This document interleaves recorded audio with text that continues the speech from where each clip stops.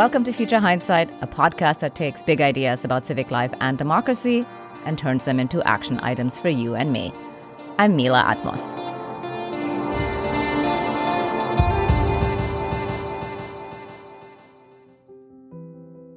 Today's show is about trust and information and democracy. We're going to be talking about one of the most essential tools for navigating civic life, local news. 5 years ago, Yale history professor and author of On Tyranny, Timothy Snyder, described the loss of local news outlets as the essential problem of our republic. And why does it matter so much? Professor Snyder says, quote, "The only way we can talk to other people is with some common understanding of the facts. For example, whether or not our water is polluted, or whether or not the teachers in our school are on strike. When local news goes away, then our sense of what is true shifts from what is helpful to us in our daily lives to what makes us feel good, which is something entirely different." End quote. Studies show the demise of local news has direct impacts on democracy. People who live in areas with poor local news coverage are less likely to vote. When they do vote, they're more likely to do so strictly along party lines. I don't know about you, but in the absence of local news reporting, whether that be radio or TV or newspapers, I notice more and more people getting their local information from Facebook posts or totally unverified sources like Twitter or even apps like Citizen, Nextdoor, or Everyblock. And that doesn't seem to turn out well. It's a big problem, but here on Future Hindsight, we love to hear from the citizen changemakers who are not afraid to tackle the big problems, and even better, those who roll up their sleeves and find local solutions. We're joined today by Craig Aaron, the co-CEO of Free Press and Free Press Action since 2011. He's been a leader in major campaigns at Free Press to safeguard net neutrality, stop media consolidation, oppose unchecked surveillance, defend public media, and sustain quality journalism. And he's been instrumental in starting the New Jersey Civic Information Consortium, the first of its kind effort to support local news and information for the benefit of residents. Welcome to Future Hindsight. Thank you for joining us.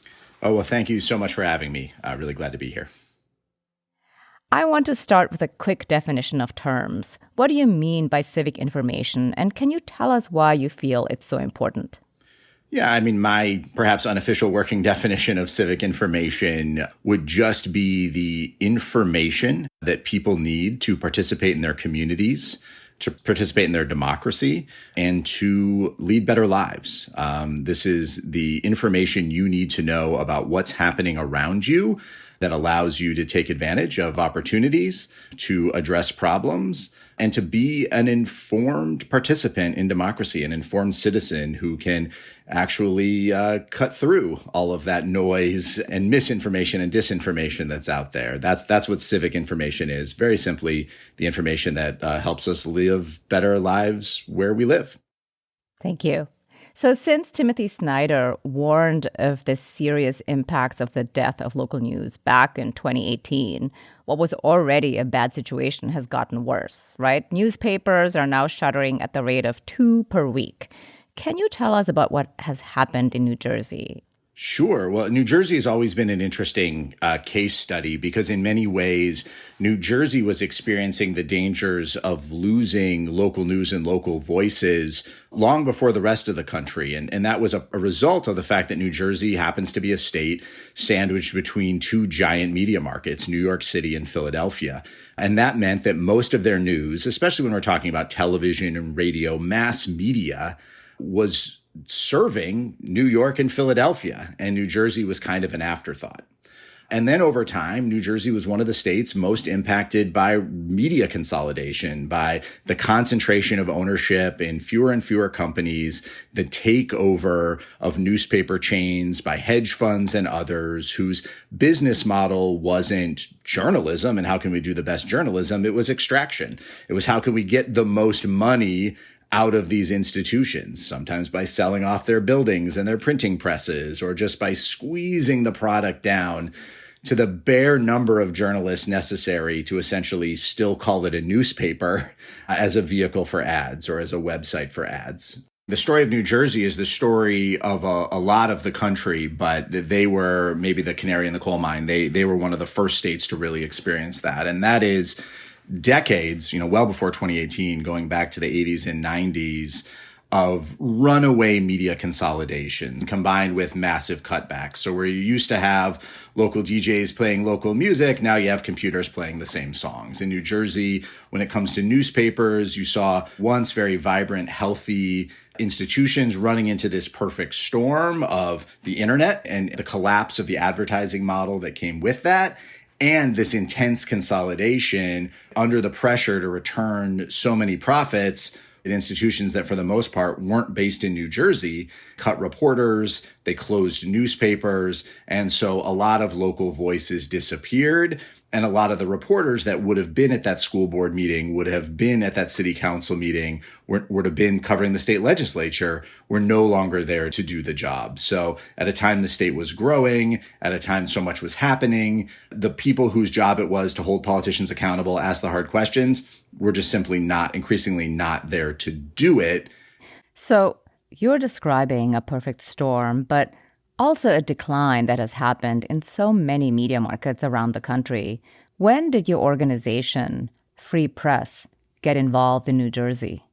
So that was a state we at Free Press got very interested in around 2015 as a place that there was some nascent media activism happening at the local level. There was a high level of public concern about how are we going to find out what's happening in our communities. New Jersey is also a state with a lot of communities with their own local governments and a real need to pay attention to what's happening at the local level that was underserved. So we started going to the state of New Jersey and conducting public hearings and ascertainment events, bringing people together in different places like Newark and Asbury Park and New Brunswick to just ask them, what do you think of local news? What should it be? And what we heard a lot of, first of all, was people telling us, what do you mean?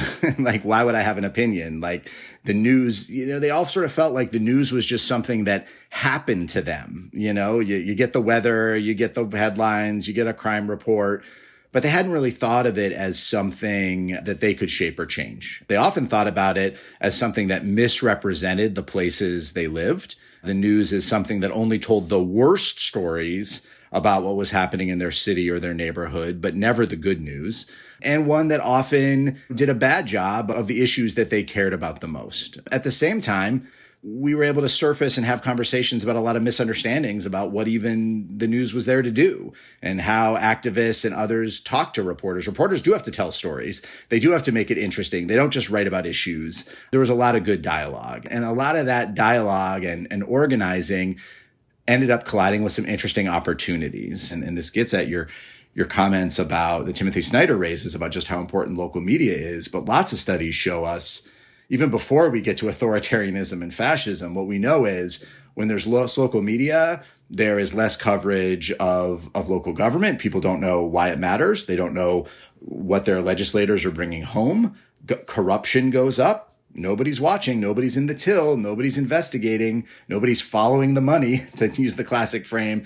Corruption increases, and that disconnection happens at the local level. People don't know the value of what local officials are doing, whether that's the people monitoring their elections, whether that's public health, whether that's, of course, their elected officials. That all starts to disappear because there's nobody out there to tell you what's happening where you live, and you're scraping it together from Facebook posts and neighborhood listservs and who knows what else. But what you're not getting is someone whose job is to go and sit in the back of that city council meeting or that school board meeting, because, most of us don't have time to do that. We were counting on journalists actually doing that for us. Right. Well, we know it's particularly bad also in rural, poorer areas.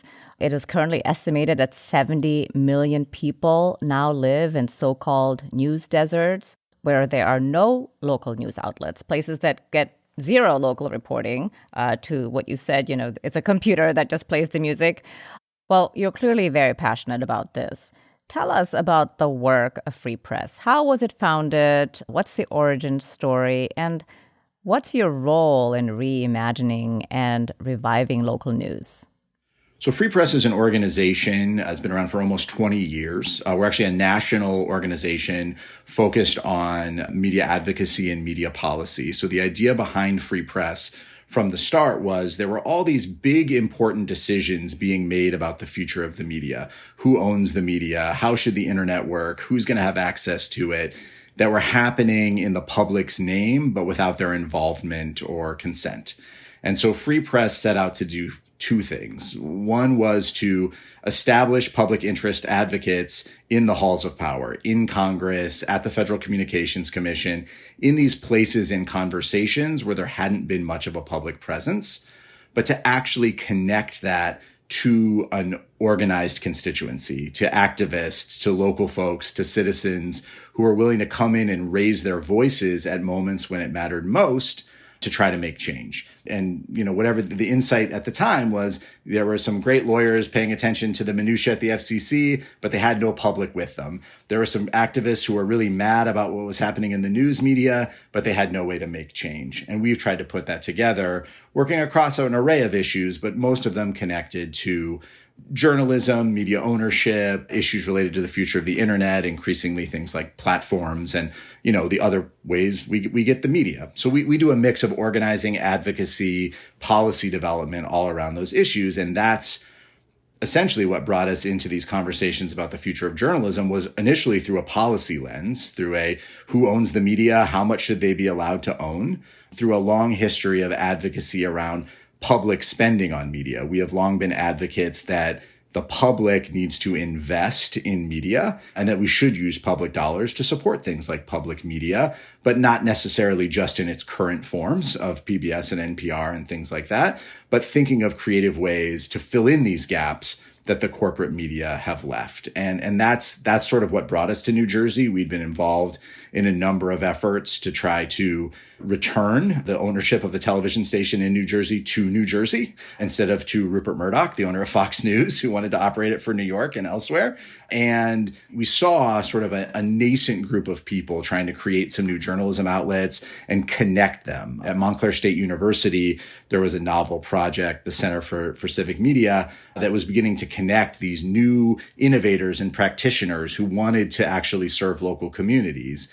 And that's what initially brought us to the state, was the opportunity to think about what does it look like to build a popular constituency that cares about the future of news? Because we had a lot of good ideas and they weren't necessarily going anywhere. And we were seeing loss after loss in states like New Jersey and elsewhere.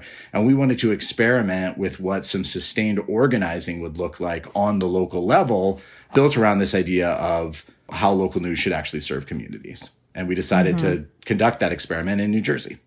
Well, let's talk about that. Let's talk about the experiment and the basically grassroots effort that you helped get off the ground. You were instrumental in the founding of the New Jersey Civic Information Consortium, which came out of the passing of a civic information bill in 2018. So how did it come to pass? I'm the kind of activist who believes every problem is an organizing problem. So you just have to kind of go out and talk to people about where they are and what they need. And that's what we tried to do in New Jersey around these questions of the news. I think what we learned first is most people are like, what do you mean? Like, what do I have to do with this? So that's the beginning of a conversation, because people have really been conditioned to think that the news media is just something that happens to them. Or it's just, weather on the 8s and sports on the 1s or whatever, they're getting from the radio. But that becomes the beginning of a conversation, often starting with community leaders and activists, but spreading out deeper into the community about, no, wait, you actually do have a say. How do you think they should serve your community? What stories should the media be telling? And that's where we tried to start. And the other thing we tried to do is bring journalists into the conversation, but not let them either hang out in the back of the room with their notepads or sit up on a stage talking out to the audience, to actually create environments where people were sitting across from the table from each other, understanding, hey, this is how my community is being covered. Here's the stories that aren't being told. Why is it always bad news? Have you ever thought about doing this? And beginning to build those relationships. And that became the foundation for more of a political project of, could we actually create a new kind of public investment in New Jersey? That was sparked because the state of New Jersey had this very unique opportunity where the state owned some television licenses that were essentially being sold back to the government so they could be auctioned off to cell phone companies. And so I'm a media policy wonk. This is where I get excited. Like, oh, wait, the state of New Jersey might get hundreds of millions of dollars. How can we use that to fund what's missing? That was the idea. That was the origin of our campaign, is let's take advantage of this moment. The first go around, though, wasn't successful. They sold the television stations, and the state said, wow, we have a big hole in our budget. Let's use that money to fill that hole. Thanks for coming. Nice to see you. But along the way, we had still built all these relationships, including some relationships with legislators who had agreed with us that there was this problem, that New Jersey was losing local coverage, or in many places never had it. And this, dawning realization, even that the good old days for news, we often talk about this. There's this sort of imaginary, like, wasn't it great when Walter Cronkite and some kid on a bike threw the paper on your doorstep? Those were the days. But for most people, and especially if we're talking about communities of color, lower income communities, there were no good old days for local news. Those communities were never served by the dominant media. And that became the source of a lot of people saying, well, maybe we should have something else. And so we kept working, and we started going up to Trenton to meet at the state capitol and talk to legislators. And we discovered a lot of legislators, Republicans and Democrats alike, we're like, yeah, what is the deal with news? And why is no one covering my campaigns? And there's nowhere to send my press releases to. And it's harder for me to do my job. So we started to build a lot of new inroads with different advocates in New Jersey and with legislators themselves, and eventually came up with this concept of the Civic Information Consortium and something called the Civic Info Bill, which Free Press developed with some legislators and then worked hard to pass. We went up and lobbied. We held events across the state.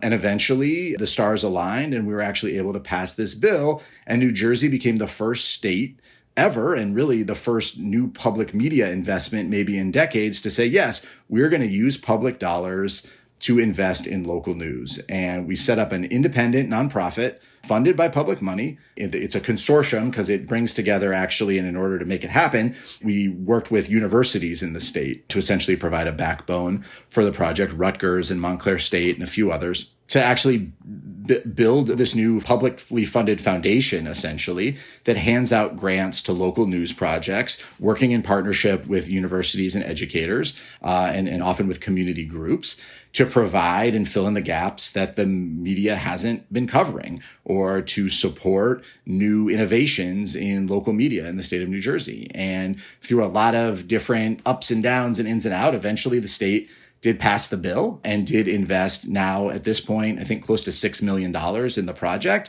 And there have been 2 rounds of grants that are supporting local media in New Jersey and are supporting reporting projects and different experiments and looking at questions like, what do we do in a place like Camden, New Jersey, that is a news desert? There's not an outlet set up to take the money. So what does it look like to engage at the community level? In other places, it's like, what does a collaboration between a community group and a newspaper and a journalist look like to cover a community that otherwise wasn't covered? And there's a whole array of other projects that the consortium has carried out. But what excites me about it is one of the first new investments in public media. It is making new models of how we invest in local news. And it's very grounded at the local level, and especially focused on meeting the needs of communities of color that simply weren't being served by the dominant outlets, and especially in their diminished form after all that media consolidation and other things that we talked about. So that's what we've tried to do. It's still in its early days, but it is a project that's growing and is still popular, and in a bipartisan way. And the governor actually has now increased the funding year over year, and the consortium is about to give out relatively soon its 3rd wave of grants, including some supplemental grants to people it's already invested in, but dozens and dozens of outlets. And these aren't huge grants. These are $50,000 grants. These are $75,000 grants. But if you're a 2-person news operation, or you're a small community newspaper, that can keep the lights on. That can allow you to hire that extra reporter. That can allow you to expand your beat. And it's a model that we think can scale, that can go in some other places. There's an experiment underway in California built on some of these principles. And I think other states are looking to New Jersey now and saying, well, if they can do it there, what's possible here? Might not be the exact same model, might not be the exact same legislation, but instead of us just lamenting the decline of news, instead of us just hoping that a new business model emerge that will magically save journalism, we're flipping on its head and we're saying, what do we need journalism for? We need it to serve our communities. We need it to provide civic information. And if we want to have that, we're going to actually have to invest in it ourselves and invest public money. And New Jersey is proving that right now. We're going to take a quick break. And when we come back, if we're going to revive local news, it's clear we need a new business model. But how do we ensure media independence and freedom from government influence? More on that when we return. But first, I've got a show you have to check out. It's Forum, from NPR member station KQED in San Francisco. In an increasingly divided world, hosts Alexis Madrigal and Mina Kim share conversations that inform, challenge, and unify listeners with big ideas and different viewpoints. Every weekday, Forum brings together remarkable people in conversation all about the culture, art, and news of the day, happening around the country, California, and the San Francisco Bay Area. Telling true and noteworthy stories, Forum grapples with the problems that threaten to stump us and the ideas that inspire us. Find Forum wherever you get your podcasts or visit kqed.org/forum. And now, let's return to my conversation with Craig Aaron. I love that the consortium really is exactly what it says it is. It's a consortium. So there are parties across multiple areas at universities, at colleges, also in the legislature, and also everyday people. And it's bipartisan. So it has a lot of support. And I love that it's in its third tranche of giving out grants. So clearly it's having positive impact on places where there would otherwise be nothing. But how would you say it provides civic information? Do you say you must do this thing in order to get the grant? No, it's a great question because there's always a fear when the government's involved that somehow they're going to pick and choose what you cover. So I would say two things about that. One, this is very much an independent entity with firewalls in place. There are political appointees on the board, but the universities also pick. And so it's a diverse board that represents all parts of the state. And the legislators themselves, they appropriate the money, but they have nothing to do with how it's spent. They don't have any input. The way we try to address the problem of, how are these grant makers deciding what gets covered and not is by doing open calls to all the communities and all the outlets and, taking it on the road to say, what are the stories you think need to be covered where you live? So it's a mix of getting some broader public input and also getting an array of different projects presented saying here's the story or the topic or the issue that needs to be covered where I live from people who actually live there. And I think ultimately that when we talk about what kind of civic information infrastructure we need to build in a lot of places, that's really what we need to be paying attention to is how to make sure, folks from those communities themselves are able to tell those stories, amplify their voices, that the civic information is very much indeed what do people in the place you're talking about want to know about. And it's not necessarily what journalists think is the most interesting. It's not necessarily, in fact, in this case, very much not 10,000 word think pieces on things that I would love to read in the New Yorker next week or something. It's what do I do about my corrupt landlord? Where did all this public money go? Which hospitals are doing the best job of dealing with the pandemic? I mean, these are the kinds of questions. It is in many cases, a lot more basic how to be part of society, how to get things from the government and from other local stakeholders kind of resources. But I think when you actually go into community and you do things, and we've done experiments, both, going in and holding events and using things like text messaging to be in dialogue with folks about what needs to be covered, where is there confusion, what information isn't getting out there. I think at its best, that's what this project is trying to do and what a focus on civic media and civic information makes possible. It's a shift. It uses journalism techniques. It uses the approach and the spirit of journalism in a lot of ways, but it is very much built around what are the community needs that need to be addressed and are there opportunities for communities to actually speak for themselves, which is very different than the traditional media model, which is a little bit more like, how can we get people interested enough to read these car ads? and that served us for a long time. It really did. Created living wages for journalists to do those jobs, and that still matters. But it's a little bit different, and I think we are at one of these junctures where we need to be rethinking what is journalism's purpose? Who's it for? It's not for journalists. It's not just for publishers. If it's actually grounded in community, providing the information people need to make their lives better, that's really kind of a higher calling for journalism, and maybe one that journalism in a lot of ways needs to rediscover. Right, right. Well, you released a report in February of this year entitled The Roadmap for Local News. Can you tell us some of the key takeaways from that report? Thank you for asking about that. And my colleague, Mike Rispoli at Free Press, who led the work in New Jersey and is one of the co-authors of that report with a very talented journalist out of Chicago named Daryl Holliday, is from an institution called City Bureau, and Elizabeth Green, who is the founder of Chalkbeat, which is a set of education reporting websites. They put their heads together and really challenge themselves to answer this very question: what should journalism's purpose be? And how are the systems we have providing or not providing that?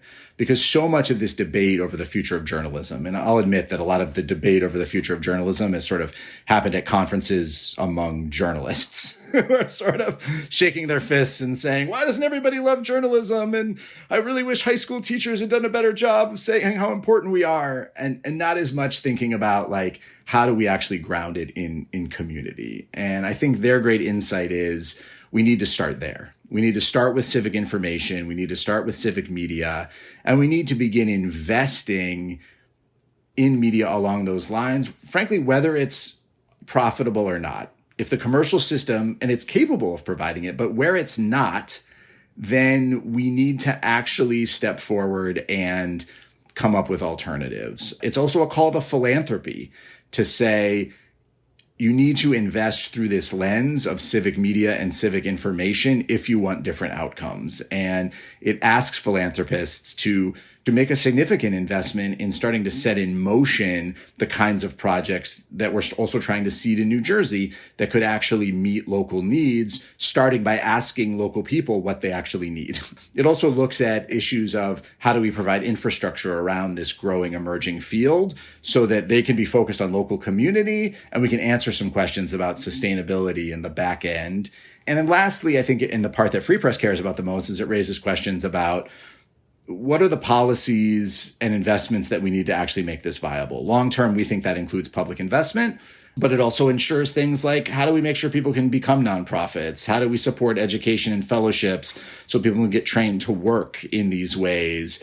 And how do we experiment in a lot of different places to figure out what works and then, spread that and copy that in other states, other localities to find new ways to fund a civic information infrastructure and to make sure we're creating, real valuable living wage and then some jobs in these places. So we're not asking our people to do civic information and civic media on the side, like, get your kids down and then go to the school board meeting. We do need people, professionals who can actually go out there and tell others what's happening in the community so they know, well, this might be a really important one that I do need to get a babysitter and go in there and yell at my city council people, but they can't necessarily be there every time. So I think there's some really exciting new models, including places like City Bureau in Chicago, experimenting with how we do this. And the roadmap is a call for much greater investment and a little bit of a call to the community themselves of innovators to see themselves as part of something, yes, as journalists, but also as journalists committed to doing journalism in new and different ways.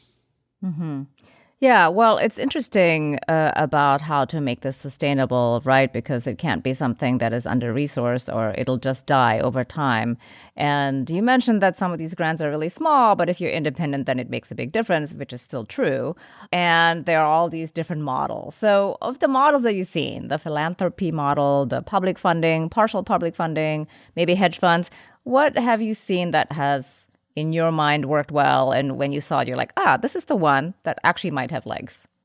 Well, I think the short-term answer is it's going to have to be a mix. And I think what journalism needs to open itself up to is the idea that it's going to take experimentation and it's going to take a bunch of different inputs. There are still things in the commercial system that are worth paying attention to, and some of those institutions might need support in terms of being able to hire journalists. A lot of journalists work in traditional newsrooms and they have the sources and they're covering the things.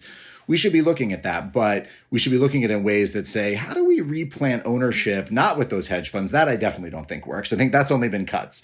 So how do we take those institutions and replant them with local owners? That might involve buying off hedge funds. It might involve incentivizing people to sell and return these institutions to local ownership. I think that's something to look at. I think, tax breaks and tax credits and things that encourage outlets to hire more journalists, that's a good thing for communities. But long term, and honestly, not too long term, 5, 10 years, 15 years, I think we have to make a shift. And I think we have to make a shift if we're talking about civic information and civic media, like holding government officials accountable, saying what's happening in your community.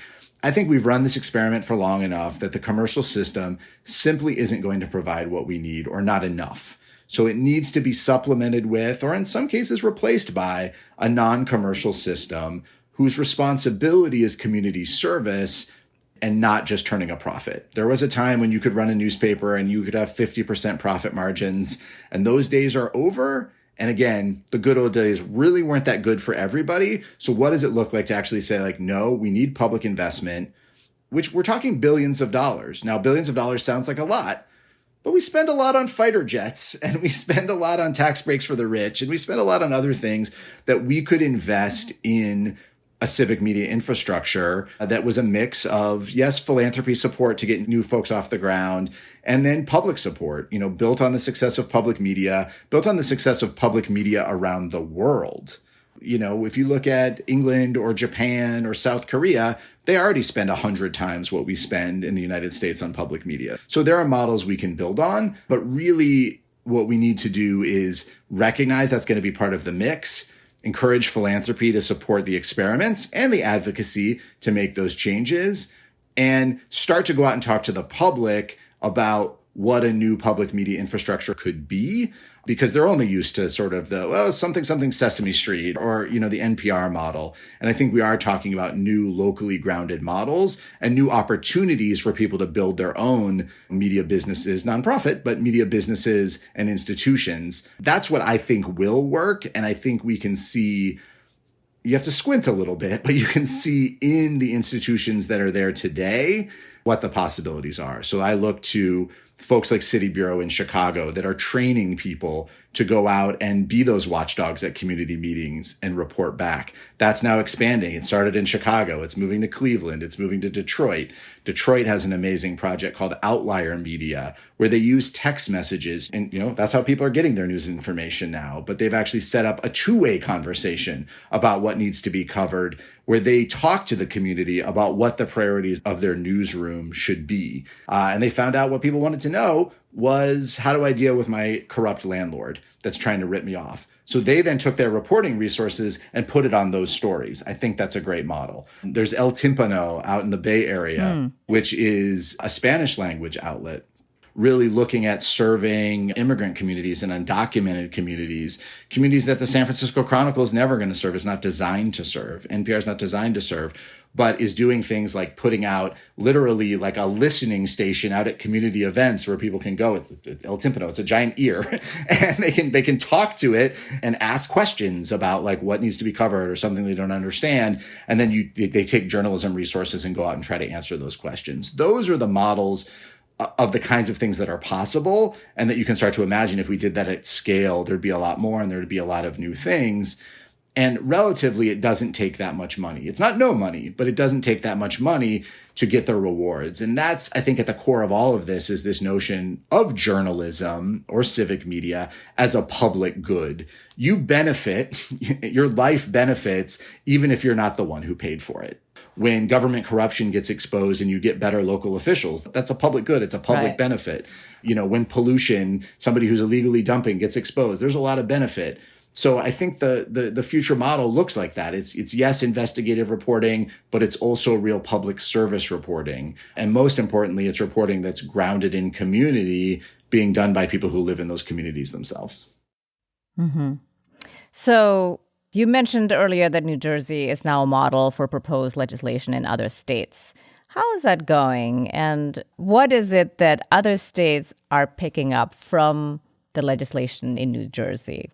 I think a great example is in the state of California, which is built on the New Jersey model. And in fact, my group Free Press got involved in the California legislation because people were coming to us saying, well, what worked in New Jersey? And partly because some opponents of the bill in California were misrepresenting what happened in New Jersey. So we went in to testify and educate legislators about what actually happened and who received the money. And so there was a bill in California to try to create a new state entity to fund local media with potentially a substantial investment. It was interesting because it ended up being, there was a split. Some of the traditional media decided they didn't like the bill. They actively lobbied against it, and they were able to defeat it, unfortunately. But a very smart state legislator was still able to hold on to the money and was actually able to redirect the money to the University of California, where they granted the University of California $25 million, like real money, to set up a new local media program. That's a program that my colleague Mike Rispoli serves on the board of,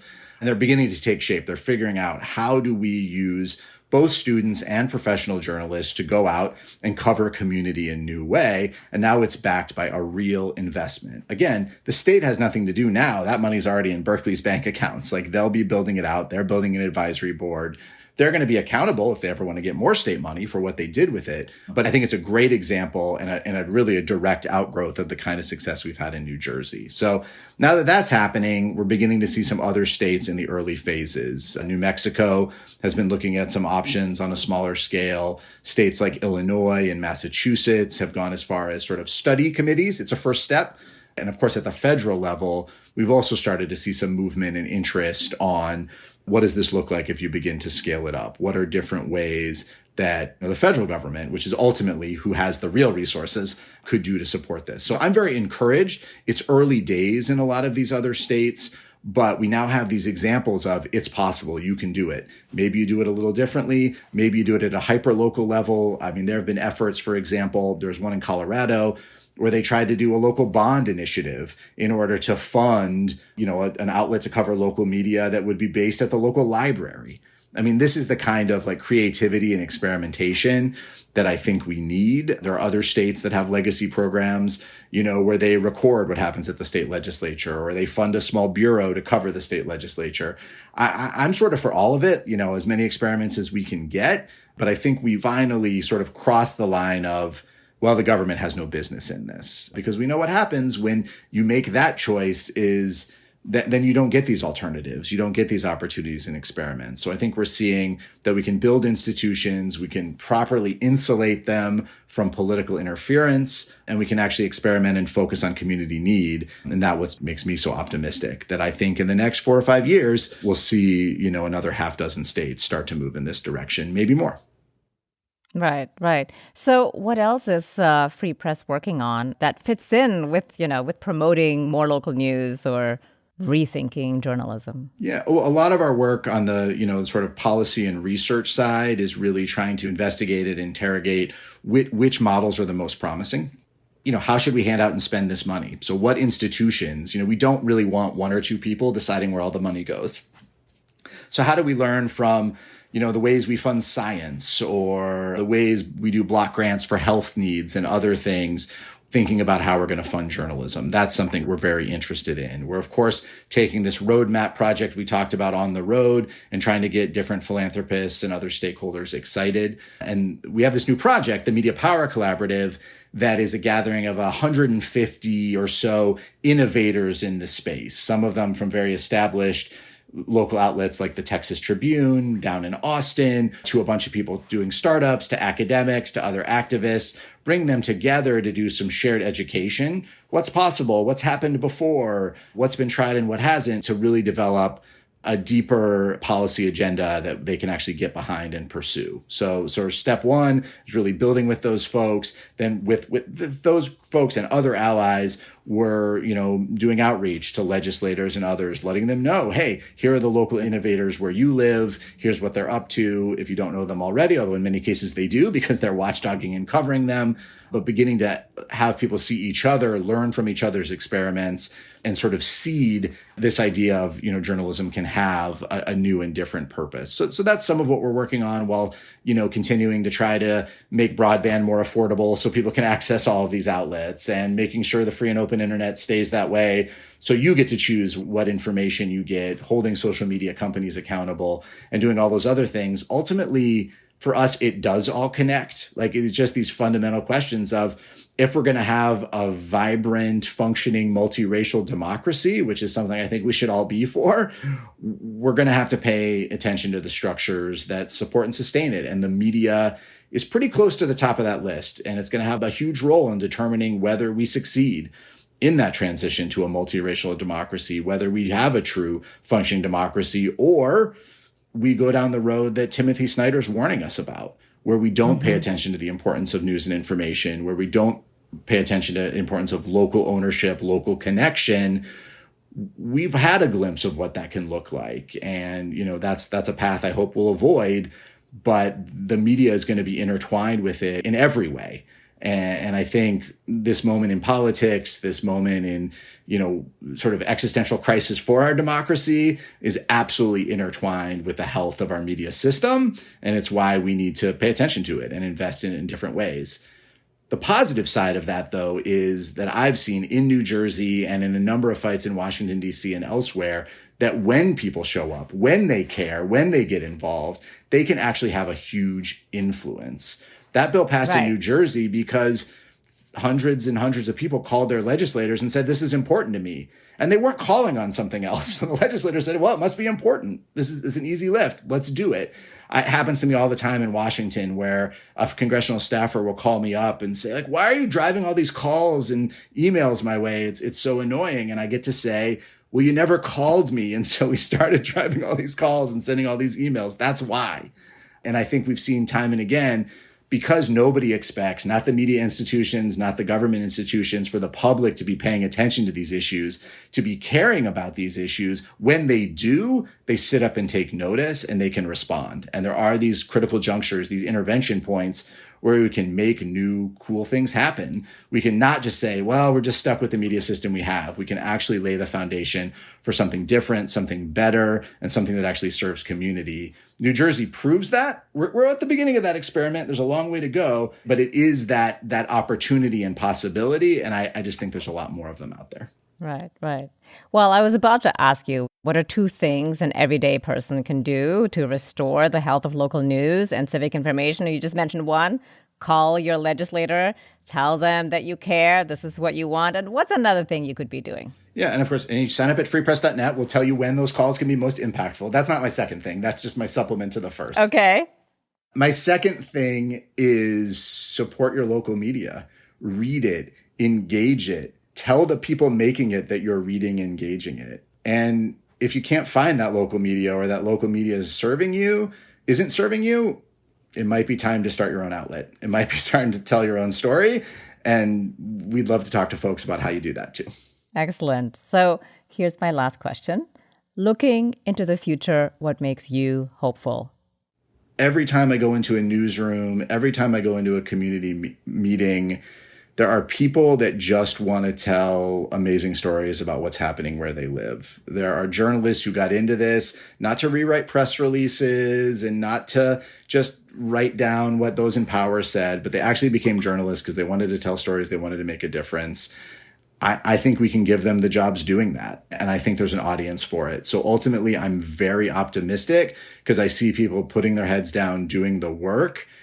And now it's just, we have to just solve these questions of how we make sure people see that work and how they get paid to do it. But the desire to do it, the necessity of doing it is right there. And that motivates me all the time to, solve these technical problems about how we make it easier for them to do so. Hear, hear. Well, I hope you're right. I think you are, because clearly there's a lot of grassroots support for civic information and a new kind of media. Thank you very much for joining us on Future Hindsight. It was really a pleasure to have you on. Well, thank you so much for the opportunity. Really great to be with you. Craig Aaron is the co-CEO of Free Press and Free Press Action.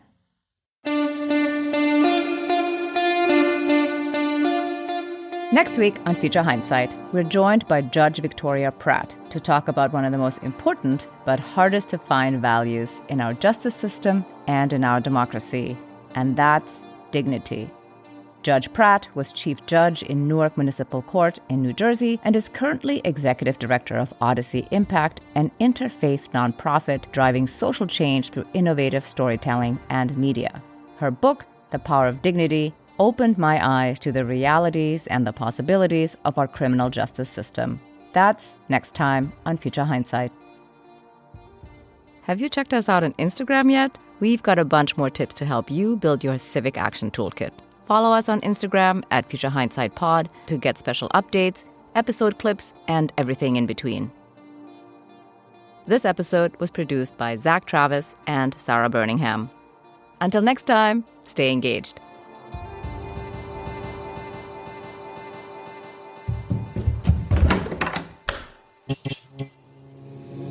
This podcast is part of the Democracy Group,